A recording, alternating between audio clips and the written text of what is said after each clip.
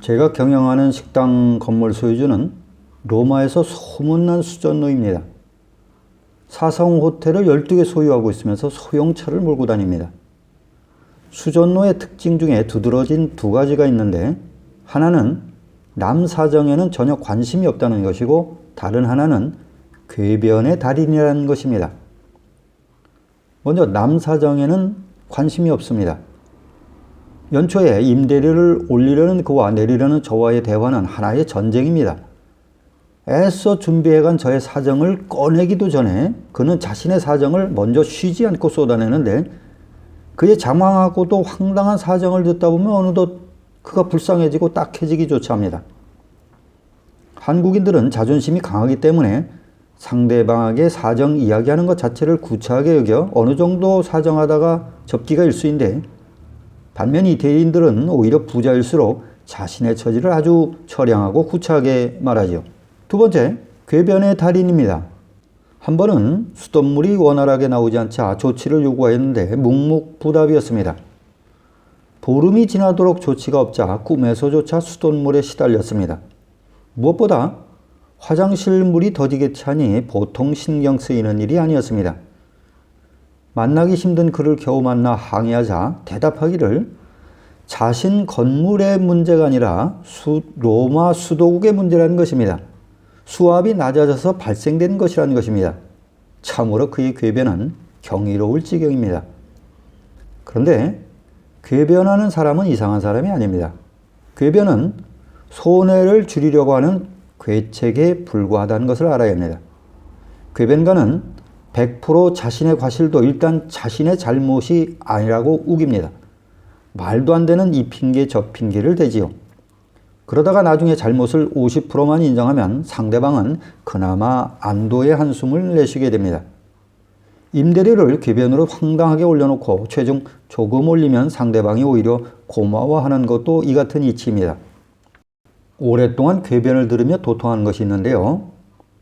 나도 덩달아 엉뚱한 소리를 하면 된다는 것입니다. 그런데 초점은 상대의 손해될 일에 맞춰야 한다는 것입니다. 물이 이렇게 약하게 나오면 얼마 못 가 관이 막히게 될 것이고, 결국 화장실이 막히면 전부 뜯어내는 공사를 해야 할 건데, 이 말을 듣자 그는 즉시 수리공을 보내 고쳐주었습니다. 이처럼 자신의 손해엔 즉각 반응하는 것입니다. 한 번은 이런 적도 있습니다. 화장실 벽에 물이 샌다고 조치를 해달라고 했는데 눈도 꿈쩍하지 않다가 얼마 못 가면 벽이 무너지고 호텔도 무너질 수 있다고 하니 바로 와서 해결한 적이 있습니다. 이처럼 엉뚱한 이야기임에도 불구하고 자신의 손해될 일에 대해서는 아주 민감히 듣습니다. 외국에서 아무리 오랫동안 살았다고 해도 문제가 발생되면 성경에 나오는 그 무지막지한 미디안 군 앞에선 겁장이 기도원 같은 심정이 됩니다. 사방을 둘러봐도 내 편은 하나도 없고 상대는 강하고 모두가 그들의 편입니다.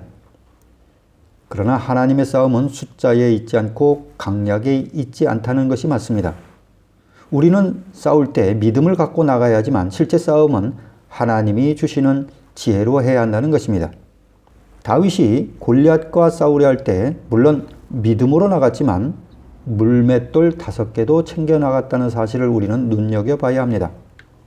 코로나 사태로 장장 6개월간 식당 문을 닫아놓자 주인은 수차례 임대료 지급을 요구하였고 법적 조치를 강조하였습니다. 수전노를 다루는 노하우가 있다고 해도 이번엔 상황이 좀 달랐지요. 주변 식당 정보를 얻으니 의외로 임대료를 낮춰주지 않는 임대인들이 너무나 많았습니다. 너무나 고민이 되었습니다. 최악에는 문을 닫아야겠다는 생각까지 하였습니다.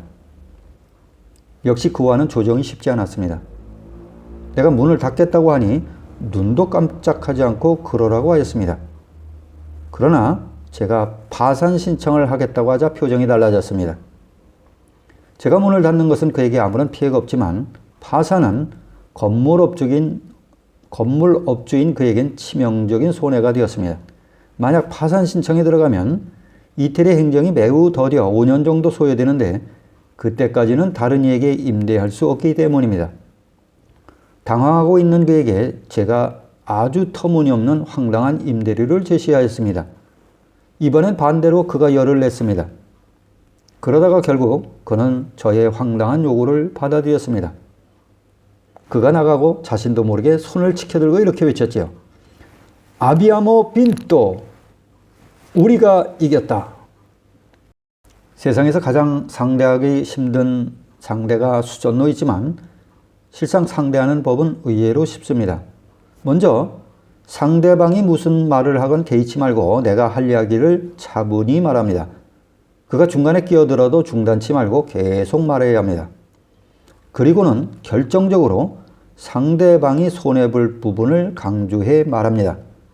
내 사정에는 전혀 관심이 없어도 자신의 손해에 대해서는 매우 민감하게 듣습니다. 비록 황당한 이야기라고 해도 마음에 담습니다. 성경에 불의한 재판관이 과부의 원한을 풀어준 것은 동정이 아닌 단지 그녀가 자신을 번거롭게 할까봐였다고 말하고 있습니다. 불의한 자, 수전노는 자신에게 미치는 해에 약합니다. 우리의 사정은 통하지 않지만 자신들의 번거로움과 손해에는 즉각 반응하는 것입니다.